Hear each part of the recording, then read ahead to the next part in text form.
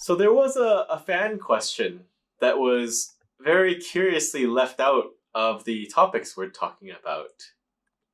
Okay. Which It one? was about Whale Panda and his hair. My hair. That's Yeah. a very interesting question. What happened? Very interesting topic. I mean, someone left a comment, said Whale Panda discovered gel. I did. Tell us the story. What happened? Well, I went in the woods and I found a big jar and I took it home and I opened it and there was gel inside. So I thought, what do I do with that? I just put it in my hair and that's the story. I mean, it's just like, it's a whole transformation. I mean, I lost like 25 kilos so far. Doing my hair, everything. Yeah, what's next?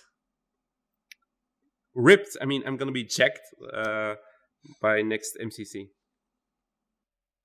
Okay. And I'm going to do some modeling. Yeah. Get out of You're trying to go solo, right? Yeah. You're planning to go solo. Yeah. I knew it. I'm also taking singing lessons. Because I'm jealous of Ricardo's singing voice, honestly. I'm jealous of his movie voice. Okay, with this very stupid topic, let's start the show. Magical crypto. Magical crypto. Magical crypto. The best thing to do is simply to hodl. What's a young pony to do in a sea of shady ICOs? A lion's courage can light up even the darkness of shadows. Unlike the corporate suits, the whale panda is wise. A chicken dreams about the moon while soaring in the skies. As Bitcoin sees new all-time highs. Crypto. All around me I see big blockheads. Magical crypto. The best thing to do is simply to hodl. We'll always buy the dip, and we'll always be the best of the rest. Okay, we're still here with me, Whale Panda, wearing the same shirt for the third time. Ricardo Spagni still looks like he's locked somewhere in a very scary place. The only thing missing is like bars in the back, and you look like you're in prison. Charlie Lee, did you rearrange something in the back there for No, fans to discover? No. And Sam somehow still representing Canada, apparently. I just noticed. Yeah. And Armani Exchange. Okay. So, Ricardo has a message for us from our sponsor. From our sponsor. Wait. Is it the same sponsor? Who knows? If you want to sponsor us, you can outbid Bitsy. I was just thinking, we could have other sponsorship slots too. Like, I'll wear your hat. Or you can be on Whale Panda's green screen. What am I drinking? I mean, Coca-Cola? Well, wait, no. We all have drinks. That's like 4 more sponsorship slots. Absolutely. You could be like, I'm M&B. drinking Mug and Bean. Bubbly, sparkling water. Nice. My phone sponsored by Samsung. By Samsung. Wait, Samsung or Samsung? Samsung sponsor. Why does Samsung buys you a phone? He's never bought me anything. Well, I bought you a hamburger once. Okay. I don't remember that. I remember that. All right. Should I do the sponsor thing? Movie voice? Yes. Yeah. And now a word from our sponsor. We'd like to thank our sponsor for this episode, unsurprisingly, Bitsy.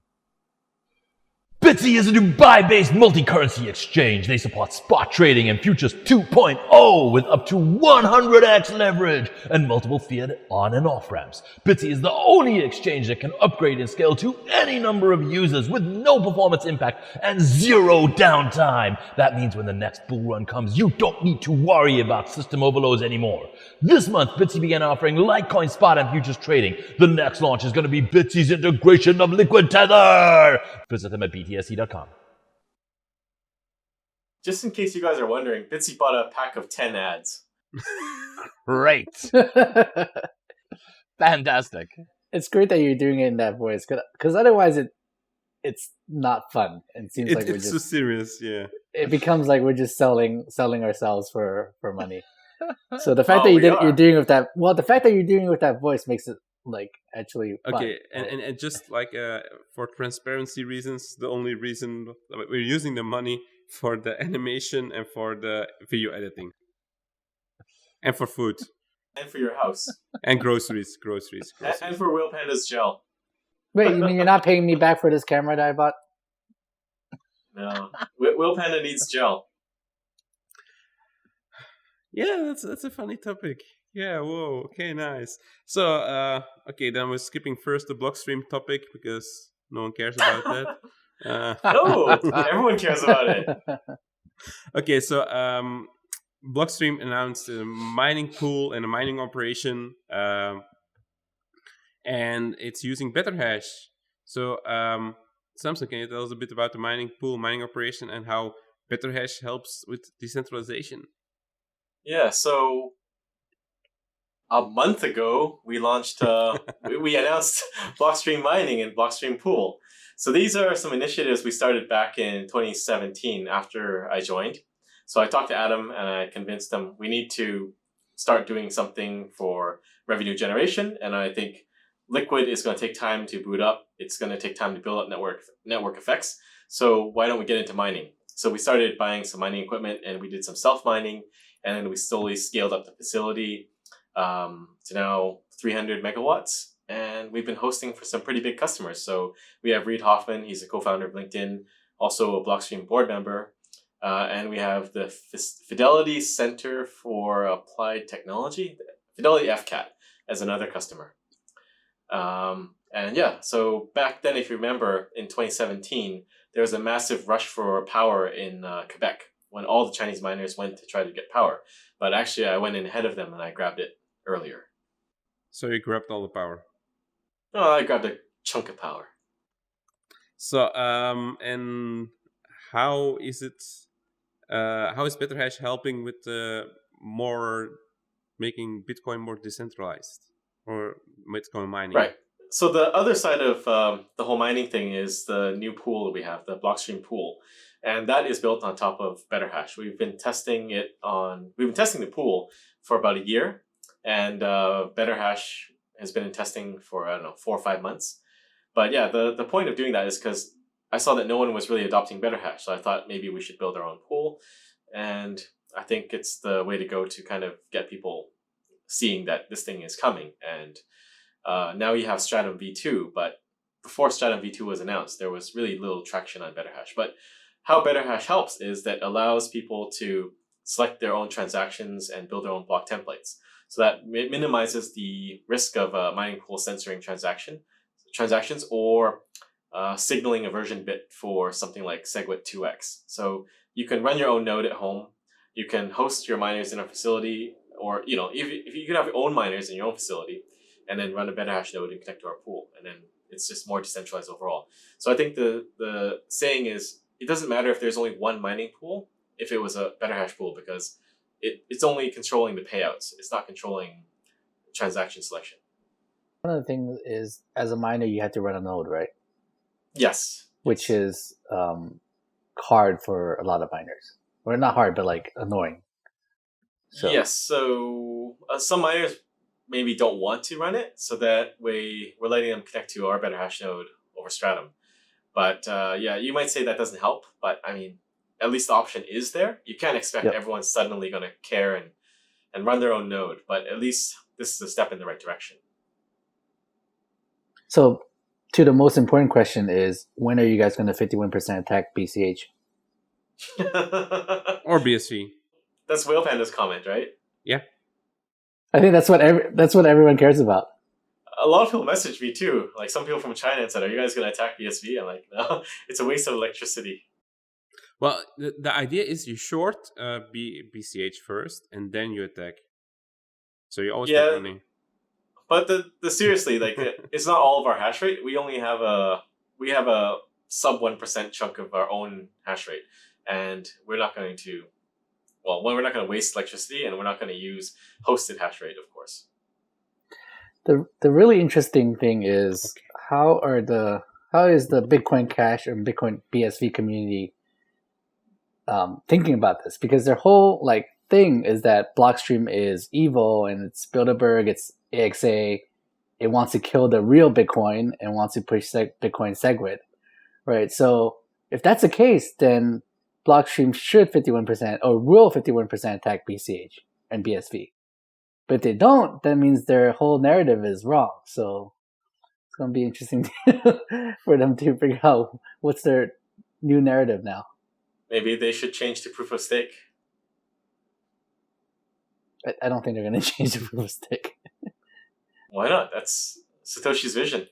They wouldn't even change. They wouldn't even change away from SHA-256. So We'll see. I don't really care what those guys write about these days. It's really boring. It's actually pretty funny if you go to Reddit. No thanks. Okay, the next topic then. So Ripple is getting sued, and one of us read the post. I didn't read the article. So I read it. Ripple is getting sued because it was an unregistered security.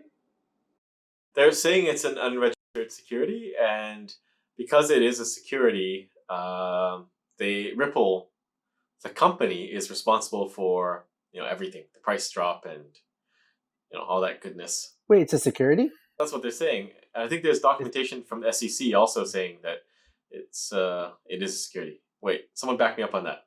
Really? I didn't know that. Well, anyway, of course it's the company's fault that the price is dropping because they keep dumping their Ripple tokens, their XRP on everyone. So of course the price is dropping because they're dumping. So the SEC published some guidance, and apparently it looks like Ripple may fail or pass the Howey test. Pass. Fail. Okay. That's pretty big news if that's the case, actually. I mean, it's not a surprise really. It's the most centralized coin there is, and they have like huge reserves, and like a certain amount frees up every quarter or every month, and they just dump it on the market to fund the Ripple. Yeah, it's not surprising to us that it's a security, but it's going to be surprising to the market if it's considered a security. Okay. Enough attention. Like, we paid enough attention to Ripple. Okay. There was a thread by Eric that he was trying to sync Ethereum nodes. And he had some issues with syncing Ethereum nodes. I think Ricardo read about it. Yeah, it's actually kind of interesting. So he his attempt uses a 2019 MacBook Pro, which has like PCIe flash, one of the fastest disks. If not, no, in fact, the fastest disk you're going to get in a laptop without going and doing something crazy. It's an incredibly fast disk. It's got 32 gigs of RAM. There's there should be no bottleneck on this thing, and he's just trying to sync it without using what's that thing that they call the fast sync, or the not entirely a full sync thing, and he's using parity, not Geth. And he's sitting, I think, on day 5 right now. It did the first sort of 50%-ish quite quickly. Like, first 50% was something crazy like 48 hours. And since then, it's done another 12% or so in 3 days. His current estimate on how long it's going to take is, in total, is 2 weeks, assuming it doesn't slow down even more. He's also had weird memory usage issues where, like, he's allocated 16 gigs to it, or 10 gigs, or whatever it was. And it like drops down to like 16 megs of memory usage and like stalls, and then suddenly picks up again.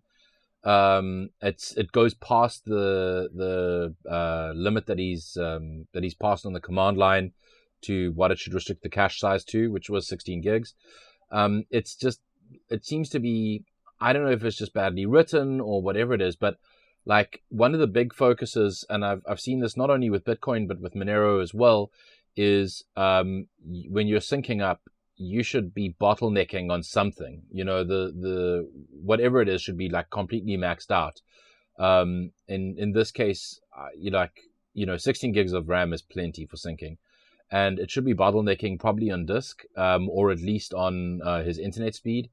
There should be some throughput that is just totally maxed out, and it's not doing that. So I think it could be that the stuff's just badly written, or that due to the design of Ethereum, there's just like so many state changes it needs to deal with now that he's hit sort of 2017 in the sync. Either way, it's the fact that you're going to take several weeks to sync up on a 2019 MacBook Pro with 32 gigs of RAM and 100 megasecond internet connection is just nuts. So if you want to use Ethereum, which you shouldn't, you should use Infura. Yep, use a centralized backend because everyone else is doing it. Guys, stop advertising stuff without sponsorship money. Infura, if you want to sponsor, please contact us. I will do the movie voice for you. Infura, the centralized backend for the decentralized wannabe. I have a feeling they're not going to sponsor us. Just a slight feeling. But we've talked about it here all the time, though. It's such a great company. I mean, without that, there'd be no DeFi. You mean CeFi? Dare to defy. You can't spell DeFi without Infura.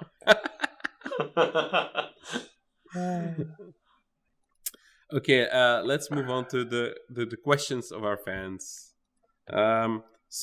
Interesting question, actually. How do you guys secure your Bitcoin? With a hardware wallet? If yes, which one you prefer? Paper wallet, cold storage, multi-sig scheme, or other? Which solution do you recommend? Well, none of us have any Bitcoin, so... Yeah. Why would you ask us that? Paper wallets work really well on boats. I'm just saying. None of us have Bitcoin, so we can't really tell you. Brain wallets work best on boats. It's true. What? Except for that video where you see like Ricardo like hitting his head on the boat. Yeah. Amnesia. Short-term amnesia, guys. That could be harmful to your brain wallet, but... So they're forced to hold. Okay, on a serious note, who wants to... On a serious note, I would use Blockstream Green. Really? That's for long-term storage. Why? Well, you could. Stop shilling your own products. Okay, so wait, hold on. Let's separate this out. Okay, so hot wallets and cold wallets. So cold wallets, what's his face? Jamison Lop did like a really good test of physical cold wallet solutions, all the little different metal things. And what his test really boiled down to was the thing that's going to survive the best in the event of fire, water, whatever, is basically a metal plate with little engraving things that you hammer into the metal plate. And you can honestly make those yourself. You can get a stamping set off eBay for like next to nothing. And you just got to make sure that you hammer it like pretty deeply into the metal plate. There are also solutions like metal plate solutions you can buy online. And then one step below that is Billfodl and similar solutions where you have like a metal piece with two little or several slots in it, and you get like little pieces of metal that you slide in there to form the words. That did pretty well as well, but under extremely harsh conditions, the metal plate's gonna warp a bit, but ultimately you'll still be able to read your stuff. No. I looked at the test. Like that's like when he's like dropping like a rock on it, and it bends it, and then the letters can fall out. But I mean, yeah, but in fairness, I mean, like if you're in like a tornado zone and your house gets nailed, like stuff like that can actually happen. So I think it's don't live in a tornado zone. I mean, that's like I tell that to people in America. Yeah, well, they're idiots. But but I think it's sure, we can argue about whether the tests were representative of real life or not, and Billfodl is probably good enough for the most part. But I think it's the stamping set's probably significantly cheaper. It is significantly cheaper, and if people want to save some bucks and get a solid, robust, reliable solution, why not just do that?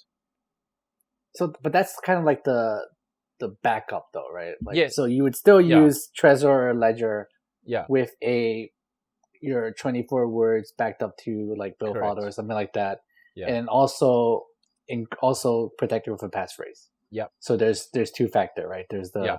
physical part and also the brain, what you Yeah. remember part. And do you use a multi-sig or not?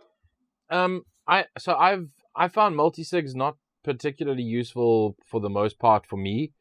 If you're using a hardware wallet, like what are the chances of my computer being compromised and my hardware wallet being compromised if I've taken some precautions, like only buy the hardware wallet from a manufacturer directly or from an authorized distributor. Don't let it go through the post. Go and physically collect it. Ledger are often at conferences, and you can go up to the Ledger booth and buy a Ledger from them directly. Like, this is your money. Why take shortcuts? One special note is that Ledger was not at MCC, so we should stop endorsing them. Wait, Trezor wasn't either. The guys from Trezor were like from Slushpool. It's like the same company, like different company, but same. No, it's different company. Another option is to use something like Casa, right? Their multi-sig solution where they have multiple Trezor and ledgers. That works pretty well if you for people who have a lot of money but aren't very technical. Right, and that's important. Like it depends on how much money you're trying to protect, basically. Because it doesn't make any sense to do it for a couple of, maybe for like a couple thousand even, doesn't make much sense. Yeah, we're talking about like tens or hundreds of thousands or even millions of dollars that you would use something like that. Well, anyways, hypothetically, if I had Bitcoin, I would use a multi-sig arrangement to secure it. And then you're not dependent on any one hardware wallet manufacturer. Okay, next question. I love the show. Do you guys think Lightning or layered solutions will ever provide a sufficient level of privacy that Bitcoin could be considered more than simply pseudonymous? Or is Monero the layered solution already? Yeah, so I have quite a strong opinion on this. I think that once Lightning becomes more commonplace, and they start to add additional privacy things to Lightning, a lot of the research already exists, then I think that Lightning will provide comparable levels of privacy. The concern, of course, is when you settle, at some point you're going to close a channel, and then a passive observer will be able to see your balance going down and other balances going up in that event, and that's obviously not great.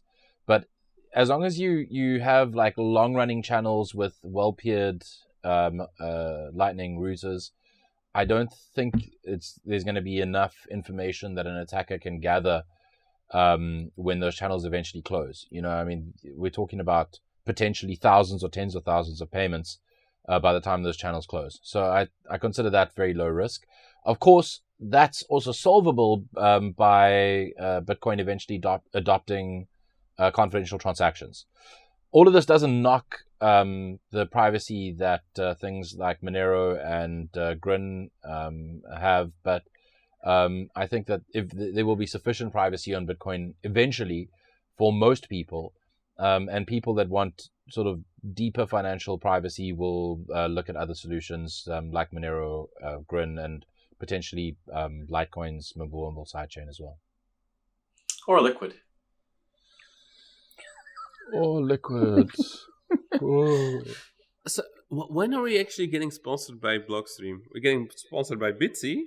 We're not getting sponsored by Blockstream. Blockstream will sponsor if there's no other sponsors. That There you doesn't go. sound like a good deal. Yeah, but I think the key is really having enough liquidity on Lightning and enough usage. If you have that, then I think it's pretty good. You can get paid in Bitcoin over Lightning and spend it, and you don't really need to go back down to the base layer. Well, rarely. Now with more channels being private, you see the FUD every day, like someone posting like, oh look, the total amount of bitcoins locked in Lightning is going down every day. Ooh, it's so the lame. chart starts looking like Bcash. Some would say, like I would say that. So it's just that more people are using private channels, obviously. Maybe, or maybe no one's using Lightning. I'm pulling a Roger here. Maybe Lightning is in a romantic relationship with channels. I have no evidence of that though. Today I learned. Let's just end it here. Yeah, we're tired. Thank you for watching episode 25? 26. 26. Thank you for 26. watching episode 26. And if you want to sponsor us, if you want to sponsor our drinks, if you want to sponsor our microphones, our equipment, our chocolate. I have chocolate here for some reason. Just Because sponsor us. you're from Belgium, of course you have chocolate. Of course I have chocolate. Yes, but actually this is my wife left it here for some reason. That's horrible, OffSec. Yeah. Thank you for watching, and we'll see you next time. Or you will see us next time. Bye. Bye. Bye. Bye. Magical crypto. Magical crypto.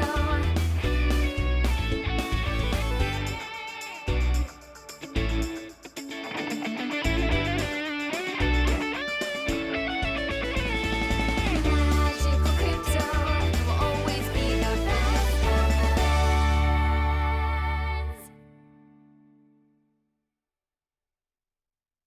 Okay, I am recording and we can clap. Ready? 1, 2, 3. Hey, that was perfect. Yeah. Yeah.